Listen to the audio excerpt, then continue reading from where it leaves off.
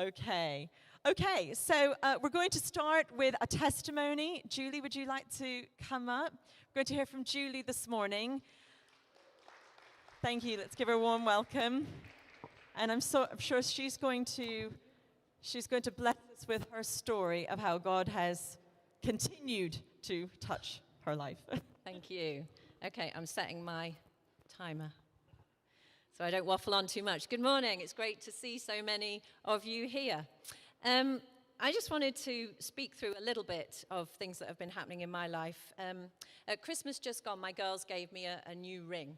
And engraved on the inside were the words Philippians 4:13, and on the outside just two words, all things. Now, we'll all know the verses, that I can do all things through Christ who strengthens me, but to actually put that verse into context, you have to read the preceding verses where Paul is talking about being in prison, being shackled, suffering, but still finding God's contentment and God's peace through those trials, and then God will strengthen him through those. I had, from a young age, really low self-esteem, probably stemming from growing up with a highly intelligent younger brother, and I became really excellent at comparing myself. That was my gifting. I compared myself to everybody and everything around me all through my teenage years and into my adulthood. When I was in my early 20s, I met and married my first husband, and we became Christians together, and I met this God who saw me differently in the way that I saw myself, but it's been a long process. That was obviously many years ago. Probably wasn't helped by the fact that when I was pregnant with our first child, Benjamin, he left for another person, which was a little bit of a setback in my self-image. But actually, God has just blessed me so hugely. As you know, I met and married Andrew. We've had 3 more children, and our family is just such a blessing to me. Now, since I was a child, all I ever wanted to be was a mum. I just wanted to be a mum. And before that happened, I became primary school teacher. I loved teaching. And I was in a very safe little environment. When I had more and more children, I kind of came away from that, and I concentrated on being a mum, which is great, which was fantastic. I suffered the usual setbacks that you have in life, confidence knocks, things you try and step out into and kind of you maybe don't quite succeed in. So my self-esteem probably stayed quite level, but because I was in a safe environment, I just hid away and I didn't really need to push myself too much. As most of you know, we went to Zambia through 2019, and that was a real turning point for me because God took me right out of my comfort zone about as far as I could possibly have gone, and he said, actually, I want you back in that teaching role. You're still those kids' mum, absolutely, but I want you to do more. So I stepped out, and I feel I was quite courageous, actually, and I did well, but then COVID hit and we had to come home. And everything was shut down, and I found it so easy just to step back into that safe little bubble of bringing up my kids. They were all being homeschooled at the time, so that was great for me. And then they gradually went back to school, and my role gradually started to change again, and God spoke to me about stepping out, and I said no, and he said yes, and I said no.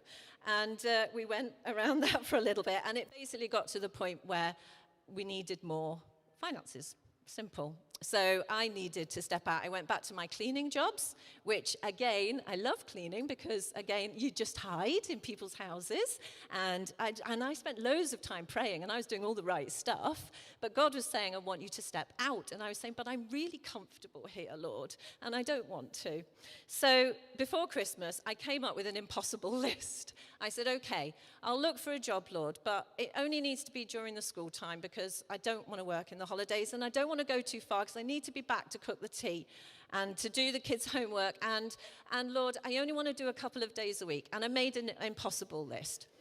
And then my friend sent me a job advert for an exam invigilator. And I thought, ooh, now maybe I could do that. It's just during the term. I can pick my own hours.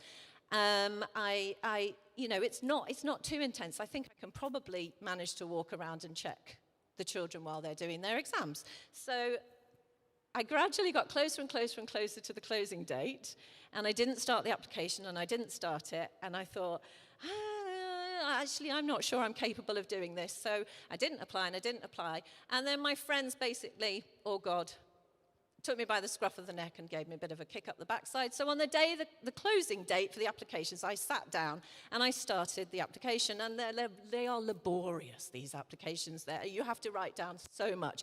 I spent hours and hours. It was 1 o'clock in the afternoon. I finished it. And I looked at the closing date. And the applications had closed at 9 a.m. that morning. So I thought, oh, great, I secretly thought.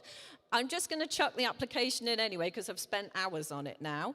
But then I was flummoxed and I looked at the name of the person I was meant to be sending it to, and she was called Faye Lloyd, F. Lloyd. So I sent it to Mrs. Floyd, as you do, in the way your brain works. So I was late and I sent it to the wrong name. So that was that. I wasn't going to hear, but then, of course, I did.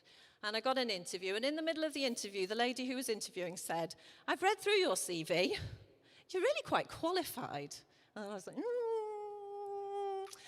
Would you be interested in our teaching assistant role?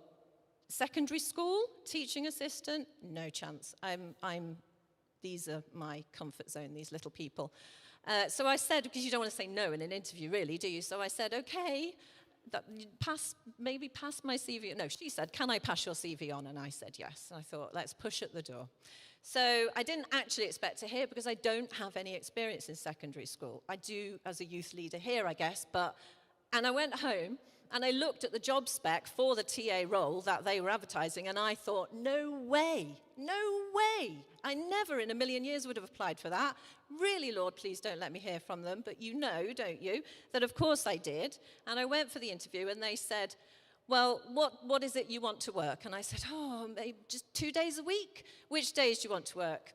"Tuesday and Wednesday." "Okay, start after Christmas." So I completely failed at running from God, basically. And don't get me wrong, this was not easy. It fell into place because God was holding me by the scruff at the neck and had a big boot behind me. But I was petrified.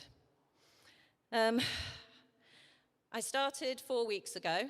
I am still way out of my comfort zone, but I'm really enjoying it. I'm really enjoying the challenge, and I'm feeling God's presence. I look at my ring, and I see all things, and I feel God's presence. So I just want to implore you today. I want to implore you to read the words, these God's living, breathing, alive in 2022 words of God. If you're in a prison, I don't know where you are.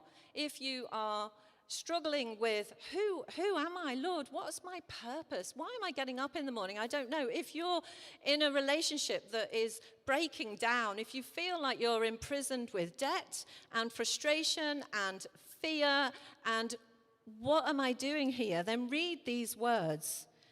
I know how to be brought low. These are the words of Paul. And I know how to abound. I know how to be at the lowest, and I know how to be up here. In each and every circumstance, I have learned the secret of facing plenty and hunger, abundance and need.